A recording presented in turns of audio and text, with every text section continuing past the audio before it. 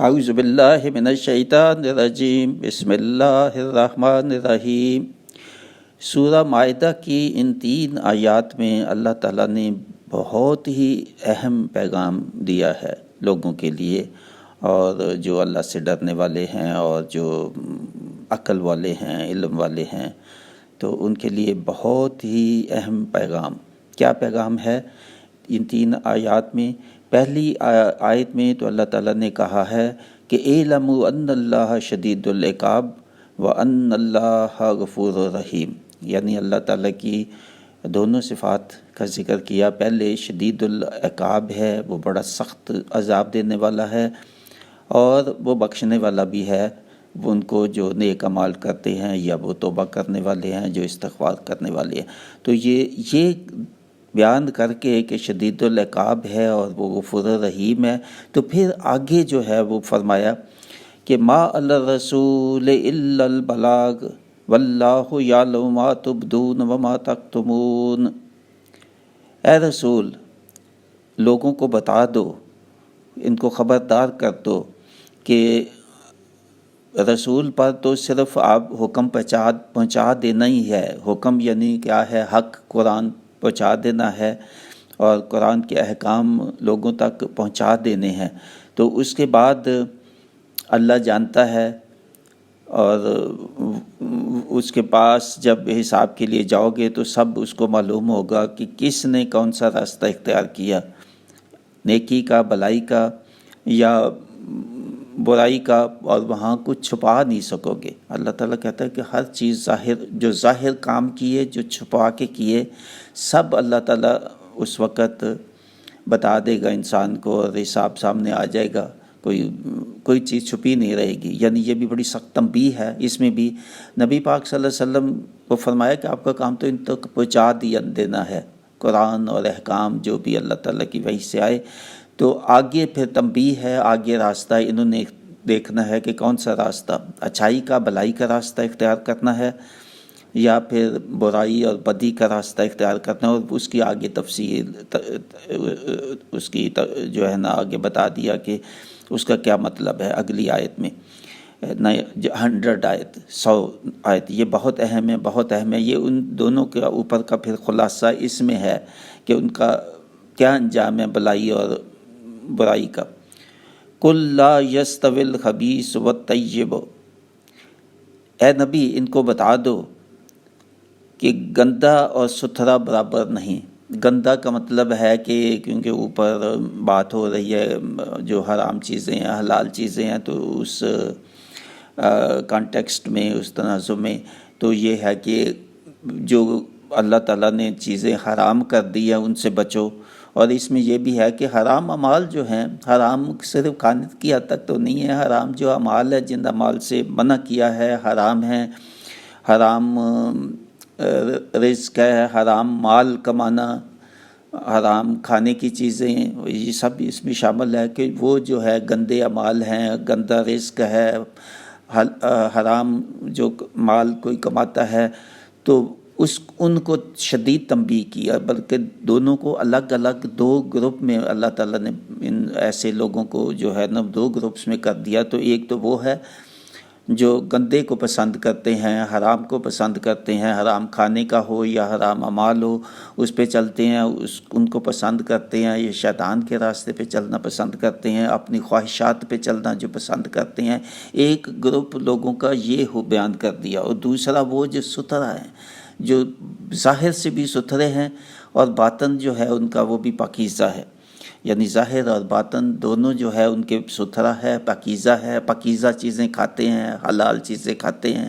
حلال مال کھاتے ہیں، کماتے ہیں، حلال رزق کھاتے ہیں، اور نیکی بھلائی کے کام جو کرتے ہیں، دونوں کو الگ الگ اللہ نے کر دیا۔ کہ اوپر تنبیہ کی کہ اے نبی ان کو بتا دو کہ اللہ شدید العقاب بھی ہے اور بہت معاف کرنے والا بھی ہے،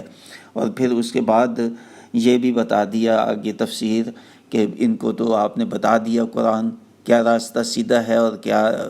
جو ہے اللہ تعالیٰ کے احکام ہے، اور کیا اللہ تعالیٰ کے جن چیزوں سے منع کیا اللہ تعالیٰ نے، جو حرام چیزیں ٹھہرائی، ان کا بھی آپ نے تو بتا دیا۔ اب یہ کوئی چھپا نہیں سکیں گے، ظاہر کریں گے، چھپا کریں گے، ہر چیز اللہ کے سامنے آ جائے گی۔ اور پھر بتا دیا کہ ستھرا یعنی حلال کھانے والے جو ہے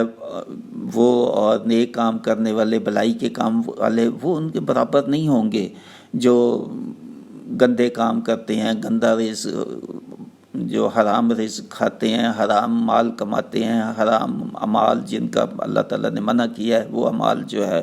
بدی کے اعمال وہ اپناتے ہیں، تو یہ دونوں گروہ برابر نہیں ہو سکتے، اور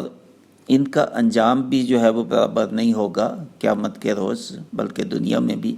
تو حساب ان کا ایک جیسا نہیں ہوگا دونوں کا، جو جیسے کہ اور بھی فصلت جو ہے سورہ فصلت کی آیت 34 آیت میں بھی بتایا کہ یہ برے لوگ جو ہیں اور اچھے لوگ دونوں برابر نہیں ہوں گے، دونوں کا انجام بھی برابر نہیں ہوگا، حساب بھی ان کا ایک جیسا نہیں ہوگا، مختلف ہوگا۔ اور بھی قرآن نے مختلف اور جگہوں پہ بھی ایسا ہی ہے، بے حد اہمیت دی۔ اور پھر یہ کہا کہ اللہ سے ڈرتے رہو، ڈرتے رہو، یہ گندے حرام مال، حرام چیزوں سے ڈرتے رہو اللہ تعالیٰ کے، کہ حساب ہونا ایک دن پیش ہوں گے اللہ تعالیٰ کے سامنے، تو جواب دینا پڑے گا کہ جب نبی نے پیغام پہنچا دیا تھا، قرآن کے احکام پہنچا دیے تھے، تو پھر کیوں غفلت کی، کیوں ان سے انحراف کیا، کیوں ان کو نہیں مانا یا دل سے نہیں مانا اور ان پر عمل نہیں کیا۔ تو اللہ سے ڈرتے رہو کا یہ مطلب ہے کہ اوپر جو بتایا ہے وہ ڈر رکھو اس کا کہ ایک دن آپ کو حساب دینا ہوگا، اور پھر یہ بھی مطلب کہ تقوی اختیار کرو۔ فاتقوا اللہ، دونوں مطلب کہ ڈرتے بھی رہو اور تقوی اختیار کرو، جو بتایا ہے اوپر نیک اعمال ان پہ رہو، ان کو اپناؤ۔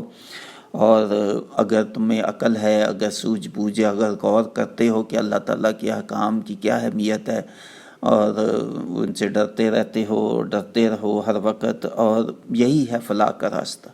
فلاح کا راستہ کیا ہے؟ اللہ تعالیٰ نے جو بتا دیا نبی پاک صلی اللہ علیہ وسلم کے ذریعے سے، وحی کے احکام اور قرآن مجید کے احکام، اور جو بھی اس میں آئے ہیں، اب تفصیل باقی جگہ جگہ ہر صورت میں ہے اس کی، تو یہاں یہ خلاصہ بیان کر دیا۔ یہ قرآن مجید کی سارا کا خلاصہ سمجھے تو ان 3 آیات میں سارا اللہ تعالیٰ نے بتا دیا کہ یہ جو ہے کیا انجام ہوگا ستھرے کاموں کا، اور کیا انجام ہوگا برے اور گندے کاموں کا یا حلال مال کھانے کا۔ بے شک حلال کم ہو مگر کفایت ہو وہ بہتر ہے۔ کثرت یہاں بھی ذکر کیا کہ جو کثرت، اگر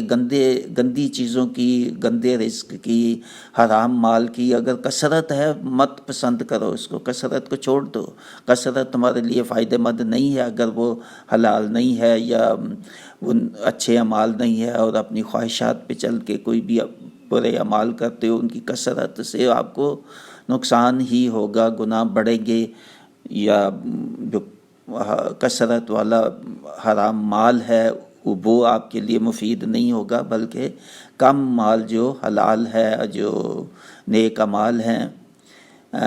وہ آپ کے لیے جو ہے وہ ان کا فائدہ ہوگا آخرت میں، اور آپ کے حساب میں وہی جو ہے آپ کو مفید ہوگا، انہی سے فلاح ہوگی۔ آخر میں کہا یا اولی الالباب لعلکم تفلحون، اے عقل والے لوگوں،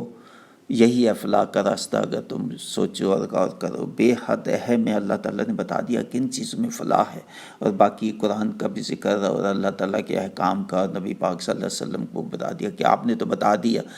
پھر آگے انہوں نے عمل جو انہوں نے کرنا ہے وہ کیا کرتے ہیں۔ یہ سخت تنبیہ ہے، یہ سادہ الفاظ نہیں ہے کہ آپ نے تو بتا دیا تو اب ان پہ ہے کہ یہ کیا کرتے ہیں لوگ، ان